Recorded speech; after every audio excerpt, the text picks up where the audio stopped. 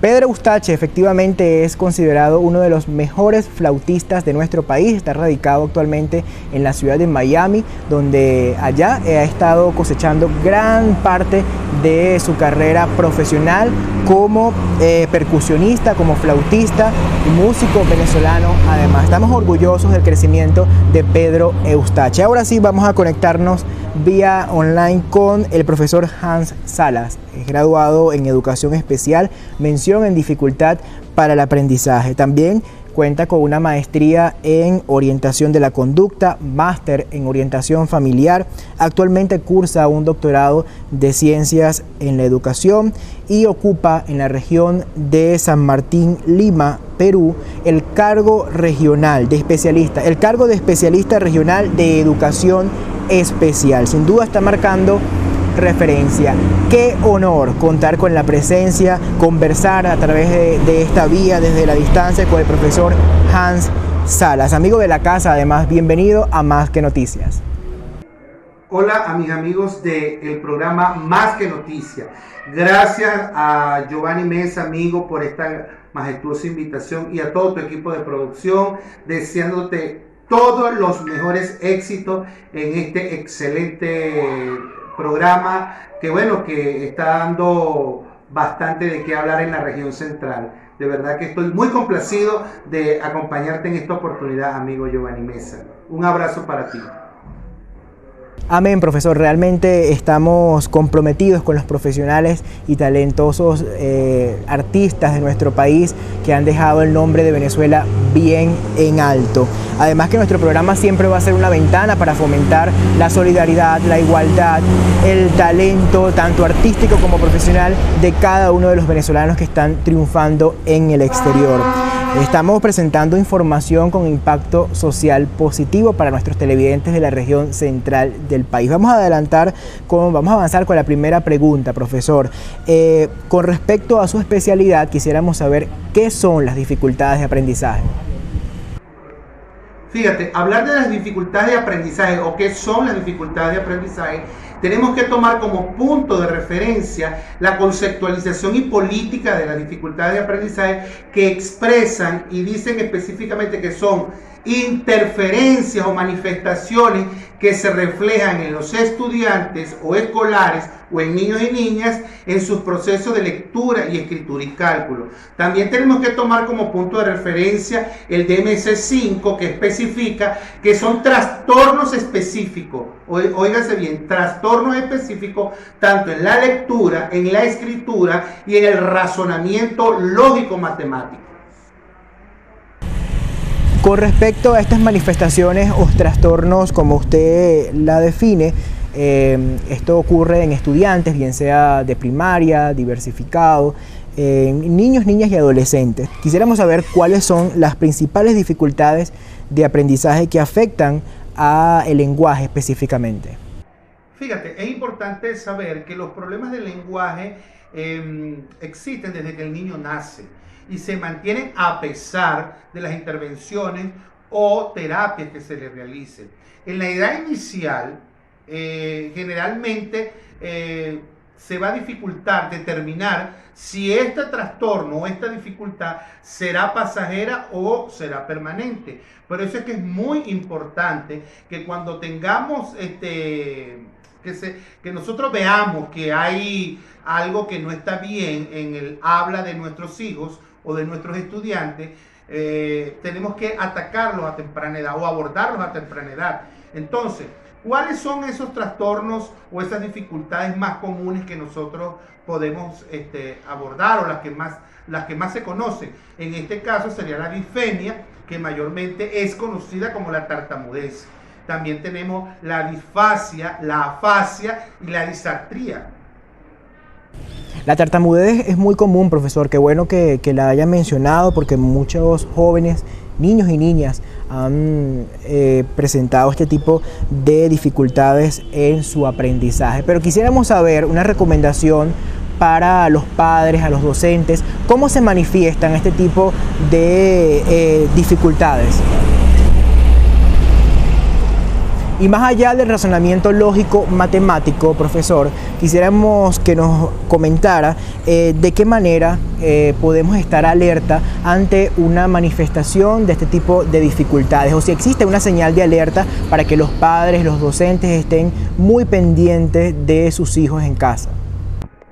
Cuando el estudiante no logra alcanzar las habilidades en los aspectos formales de su lectura, de su escritura, de su ortografía, del razonamiento lógico matemático, cuando se le dificulta recibir instrucciones, cuando de repente tú ves que este escolar, tú le das una indicación o le das un mensaje y se le olvida. Entonces eso va a estar latente ahí, y por eso es que nosotros vamos a ir determinando con estos antecedentes pedagógicos que el niño se le está manifestando algún trastorno específico en su lectura o en su escritura o en su cálculo.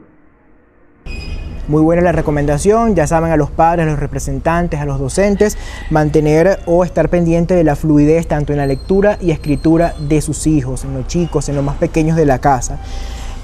Profesor, ¿cómo podemos ayudar a los niños y adolescentes con dificultades en el aprendizaje? Fíjate, estas alertas nosotros las vamos a ir notando, evidenciando cuando veamos en el caso de la lectura. Si nosotros tenemos un escolar que está en sexto grado y vemos que su lectura no es fluida, no es corriente, o sea, la apropiada, pues porque un alumno de sexto grado debemos entender que no debe estar leyendo silábicamente, tiene que tener una lectura más fluida, más rápida. Entonces eso es una alerta que nosotros como docentes debemos de tomar en consideración, o lo debemos de tomar como una evidencia significativa. En el caso que va a ocurrir con la escritura, cuando nosotros como docentes veamos que el alumno presenta distorsión en su letra, veamos que el alumno tiene omisiones en palabras, en letras, transposiciones, en fin, hay muchas características que podemos ir o muchas evidencias que podemos ir recogiendo para ir descartando o viendo que este alumno tiene alguna alteración o alguna dificultad en sus procesos de lectura y escritura. En el caso del razonamiento lógico, bueno, vemos que el alumno se le dificulta desarrollar algunas adiciones o sustracciones acorde a su edad y grado. Sería entonces una atención emocional y familiar. Yo la voy a llamar o la voy a definir como atención emocional y familiar, y que es muy importante para superar cualquier obstáculo, cualquier dificultad, no solamente en el aprendizaje, sino en lo personal, en lo profesional, y debemos ir preparando a estos jóvenes que son el futuro, son los héroes del mañana. Profesor, ¿qué herramientas podemos utilizar, qué herramientas pueden utilizar los padres para controlar este tipo de trastornos desde casa? Y en estos tiempos de cuarentena aún más es necesario tener en cuenta cada una de este tipo de herramientas. Más que ayuda, no es una ayuda, es un apoyo. Mira, aquí juega un rol determinante la familia, que logre una articulación activa con la escuela y los profesores. ¿Por qué? Porque tenemos que tener mucha paciencia, buscar un apoyo especializado en un profesional en dificultades para el aprendizaje o un apoyo psicológico si se requiere. ¿Por qué? Porque tenemos que buscar las estrategias didácticas para fortalecer todo lo que el niño tiene que mejorar. Fíjense que cada día aprendemos algo nuevo, no es herramientas, sino intervenciones estratégicas. Son estrategias que debemos tener en cuenta o que deben tener en cuenta los padres, familiares, representantes y además los docentes para llevar a cabo el proceso de enseñanza de nuestros niños, niñas y adolescentes, y además, como decía el profesor Hans Salas, incluirlos en las labores diarias del hogar. Esa es una nueva iniciativa, una muy buena iniciativa para llevar a cabo todo este proceso de educación de nuestros jóvenes. Profesor, quiero invitarlo a que se mantenga en línea. Nosotros nos vamos a un pequeño corte comercial. En la próxima parte seguiremos con la entrevista. Ustedes no se despeguen de su pantalla porque en tan solo minutos estaremos de vuelta con Más que Noticias a través de la señal de TR. Ya volvemos.